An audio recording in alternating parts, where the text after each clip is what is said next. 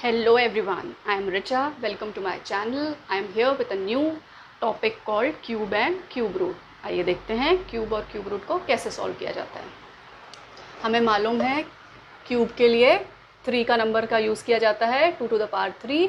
इसका मतलब 2 का क्यूब, इसका मतलब है इसे सॉल्व करेंगे 2 को 3 टाइम्स मल्टीप्लाई करना है। 2 को 3 से मल्टीप्लाई नहीं करना है, this is wrong. 2 is to be multiplied 3 times. 2 into 2 is 4, 4 into 2 is 8. 8 is the cube of 2. This is wrong, this shouldn't be done. एक और एग्जाम्पल लेंगे 6 का क्यूब। अगेन 6 को 3 बार मल्टीप्लाई करना है। 6 को 3 से मल्टीप्लाई नहीं करना है, 6 को 3 बार मल्टीप्लाई करना है। 6 into 6 is 36. 36 again multiplied by 6 is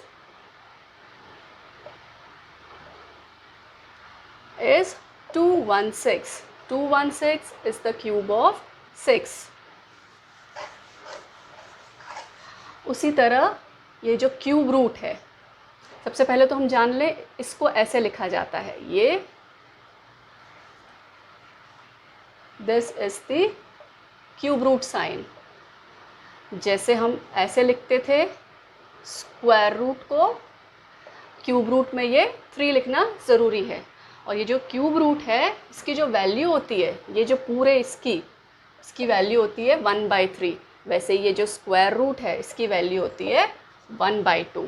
देखो ये जो क्यूब रूट है इसकी जो वैल्यू होती है 1/3, जो स्क्वायर रूट है उसकी वैल्यू होती है 1/2। चलिए हम एक एग्जाम्पल लेते हैं क्यूब रूट फाइंड करने के लिए। Let's take an example. This 512। सबसे पहले तो क्यूब रूट निकालने के लिए हम प्राइम फैक्टराइजेशन करते हैं, जैसे हम स्क्वायर रूट में करते थे वैसे ही क्यूब रूट में करेंगे, पर उसमें हम 2 नंबरों का पेयर लेते थे, इसमें हमें ट्रिपलेट लेना पड़ेगा। देखते हैं 512। सबसे छोटा number 2, 2 2s are 4, 2 5s are 10, 2 6 are 12, again 2, 2 1s are 2, 2 2s are 4, 2 8s are 16, 2 64, 2 32, 2 16, then 8,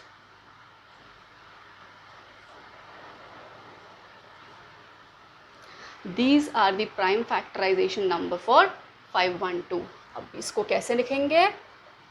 क्या इसको क्यूब रूट के लिए ये साइन होगा? नहीं, ये स्क्वायर रूट का साइन है। अब ये क्यूब रूट हो गया, तो इसको कैसे लिखेंगे? 2 कितने बार है? 1 2 3 4 5 6 7 8 9, 9 टाइम्स।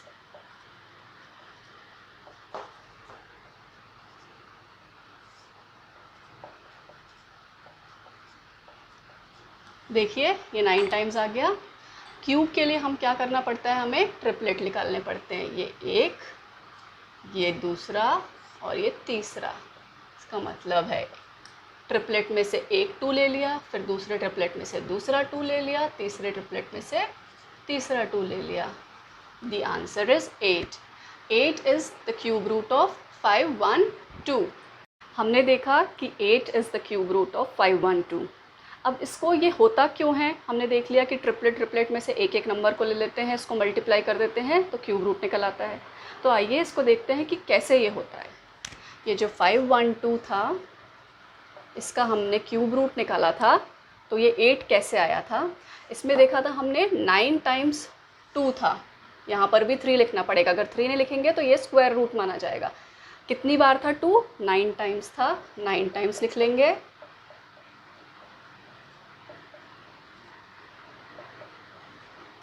This is 6 7 8 and 9। देखिए ये 9 टाइम्स लिख लिया। मैंने आपको बताया था ये जो क्यूब रूट का साइन होता है इसकी वैल्यू होती है 1/3। 2 को पहले हमने 9 टाइम्स लिखा है, इसलिए 2 to the power 9 लिख लिया। अब ये जो इसकी जो वैल्यू होती है, ये जो क्यूब रूट, इसकी वैल्यू होती है 1/3। ये इसको ऐसा काटा, आ गया 2 to the power 3 and 2 to the power 3 is 8। ये हमने प्रूव कर दिया कि ये 8 कैसे आया। याद रखिएगा, ये जो क्यूब रूट है, इसकी जो वैल्यू होती है वो होती है 1/3। जैसे स्क्वायर रूट की वैल्यू होती है 1/2, क्यूब रूट की value. Now if the question comes that whether the number is a perfect cube or not, what we'll do the prime factorization, and when the if the number comes in a triplet माने 3 के अगर grouping होगी उसकी तो ही वो perfect cube होगा। अगर कोई नंबर 1 या 2 या 4 बार होगा तो वो परफेक्ट क्यूब नहीं होगा। तो आइए देखते हैं कि एग्जाम्पल के थ्रू। The number is 392। Prime factorization किया, 2 1s are 2, 2 9s are 18, 2 6s are 12, 2 9s are 18, this is 2 8s are 16, again 2 4s are 8। अब ये 49 है, 4 + 9 is 13, 13 3 के टेबल में नहीं आता, इसका मतलब ये 3 से नहीं जाएगा। 49 5 से भी नहीं जाएगा, 6 से भी नहीं जाएगा, हाँ ये 7 से जाएगा। तो ये जो 392 का ये क्यूब रूट है ये आएगा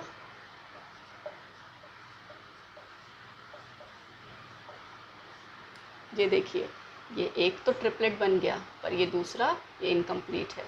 इसका मतलब है this is not a perfect cube. ये जो 392 है इसमें 2 का तो ट्रिपलेट बन गया पर 7 का ये सिर्फ 2 बार आया है, इसका पेयर बना है। इसका मतलब ये एक परफेक्ट क्यूब नहीं है। अगर in other words if the question comes that what number should be multiplied to 392 so that it becomes a perfect cube, the number will be 7। अगर हम इसको 7 से मल्टीप्लाई कर देंगे तो इसका ये ट्रिपलेट बन जाएगा और ये परफेक्ट क्यूब हो जाएगा। इसलिए the number that should be multiplied to 392 so that it becomes a perfect cube is 7। अगर क्वेश्चन आता है what number should be divided to 392 so that it becomes a perfect cube, तो हमें divide किससे करना पड़ेगा। जैसे ये हमारे पास प्राइम फैक्टराइजेशन इसका ये है, तो मल्टीप्लाई करने के लिए तो 1 7 हम मल्टीप्लाई कर देंगे, डिवाइड करने के लिए क्या करना पड़ेगा, ये जो 2 एक्स्ट्रा थे दोनों को डिवाइड कर दिया तो ये एक परफेक्ट क्यूब बन जाएगा। तो 49 is the number that should be divided to 392 so that it becomes a perfect cube. Now let us solve some questions of the cubes and cube root. The first question is the unit digit of the cube of 23। सबसे पहले unit digit क्या होता है। Unit digit वो होता है जो ones place पे होता है। आसान शब्दों में कहा जाए तो सबसे जो आखिरी वाला डिजिट होता है वो होता है यूनिट डिजिट। तो हमें पूछा गया है कि ये जो इसका क्यूब है 23 का क्यूब, उसका ये यूनिट डिजिट होगा वो क्या होगा। सबसे पहले हमसे यूनिट डिजिट पूछा गया है तो हमें 23 से कोई मतलब नहीं है, हमें इस नंबर से मतलब है क्योंकि ये यूनिट प्लेस पे है। तो 3 को क्योंकि क्यूब है इसलिए ये 3 टाइम्स किया, 3 × 3 is 9, 9 × 3 is 27। इसमें हमारा जो यूनिट डिजिट होगा 7, क्योंकि यूनिट डिजिट पूछा गया है। The answer is 7। Second question is what will have 3 at units place. इन तीनों में से जो आखिरी वाला डिजिट है वो 3, इन तीनों में से किस में आएगा। तो देखते हैं, ये जो यूनिट डिजिट है इसमें 5 को लिया, 5 को 3 बार किया, 5 × 5 is 25, देन अगेन 5 is 125। अब ये जो यूनिट डिजिट लिया 7 को 3 टाइम्स करेंगे, 7 × 7 is 49, 49 × 7 is 343। क्या आया है, 3 आया है यूनिट्स प्लेस पे। ये है आंसर हमारा। Now let us take the third question. The third question says the cube of an odd number is always odd, true or false। इसमें पूछा गया है क्या क्यूब ऑड नंबर का हमेशा ऑड ही होता है। तो आइए देखते हैं। ये देखिए 1 एक ऑड नंबर है, इसका क्यूब क्या होगा। 1 के ऊपर कितना भी पावर हो आंसर हमेशा 1 ही आएगा। 3 is also again odd number. 3 को अगर 3 टाइम्स करेंगे 3 × 3 is 9, 9 × 3 is 27, which is again an odd number. Let us take an example of another odd number, that is 5. 5 × 5 × 5 is 125. That means the cube of odd number is always a odd number. ये statement correct है, true है। The cube of 100 will have dash zeros. इसमें पूछा गया है cube of 100 से पहले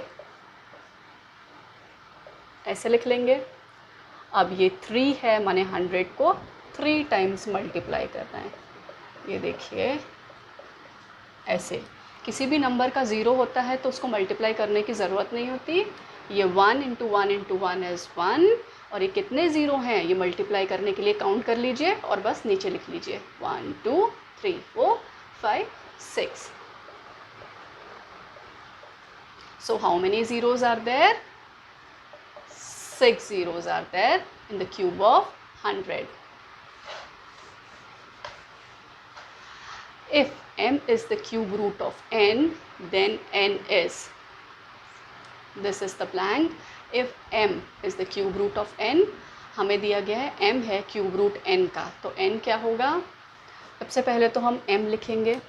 question को वैसे की वैसी कैसे लिखा जाता है देखिए, is, इसका साइन इज़ इक्वल टू का साइन, ये जो साइन होता है इसे बोलते हैं इज़ इक्वल टू।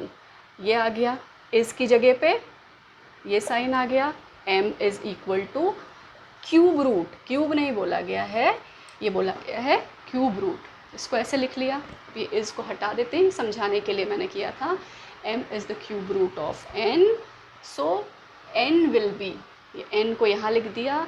इसकी वैल्यू क्या थी मैंने आपको बताई थी, क्यूब रूट की वैल्यू होती है 1/3।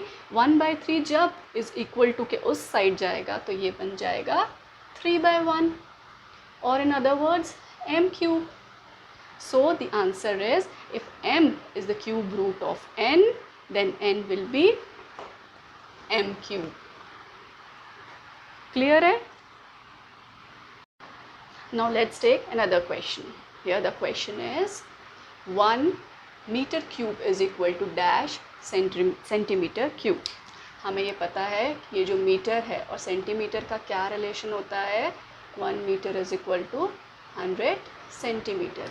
अब यहाँ क्यूब है, इसका मतलब है ये नंबर पे भी क्यूब है, इस पे भी क्यूब है। 1 के ऊपर क्यूब आया तो 1 आया, m के ऊपर क्यूब हुआ तो ये क्यूब यहाँ पे लिख दिया। इसका मतलब है यहाँ पे क्यूब करेंगे तो यहाँ पर भी करना पड़ेगा। हमने इस तरफ कर दिया लेफ्ट हैंड साइड, तो हमें यहाँ पर भी करना पड़ेगा। तो ये 100 को हम 3 टाइम्स करेंगे, अभी हमने किया था, तो कितना आ जाएगा, ये आ जाएगा 6 times 0, 3 4 5 6। This is the answer for this. Now the next question says a cube is always greater than a square for any integer. Integer क्या होता है? इंटीजर वो होता है हमारे positive number, zero, negative number, ये सब मिला के बनता है इंटीजर। तो अगर हमें पूछा जाए कि किसी भी चीज़ का क्यूब स्क्वायर से बड़ा होगा तो हम कहेंगे हाँ, कोई भी चीज़ 3 बार मल्टीप्लाई कर रही है तो वो ऑब्वियसली बड़ा होगा स्क्वायर से। पर ये इंटीजर्स में अगर हम पॉजिटिव नंबर की बात करें तो ये ठीक है कि cube is always greater than square. पर अगर इंटीजर की बात कर रहे हैं, इंटीजर्स में नेगेटिव नंबर होते हैं, तो क्या ये क्यूब बड़ा होगा स्क्वायर से? देखते हैं। जैसे 2 का हमने निकाला तो ये तो ठीक है, चलो 8 आया। स्क्वायर निकालते हैं तो ये 4 आया, तो भैया ये 8 जो है 4 से ये बड़ा है। पर अगर हम कोई नेगेटिव इंटीजर लेते हैं, 1 का क्यूब ले लिया तो आया -1, सॉरी -1 का क्यूब ले लिया तो आया -1, और -1 का हमने स्क्वायर ले लिया तो ये देखिए ऐसे करते हैं इसको, 1 into 1 is 1 and minus into minus is plus, positive. इसको लिखने की ज़रूरत नहीं होती, इसको 1 लिखा जाता है। तो इन दोनों में से कौन सा बड़ा है? स्क्वायर बड़ा है। इसलिए हम ये नहीं कह सकते कि a cube is always greater than a square for any integer. ये पॉजिटिव नंबर के लिए ठीक है, cube is always greater than square. उम्मीद करती हूँ कि आपको मेरा क्यूब्स और क्यूब रूट ये जो टॉपिक है ये समझ में आ गया होगा। Please make sure to subscribe my channel and please please please comment below in the comment section. Take care, bye bye.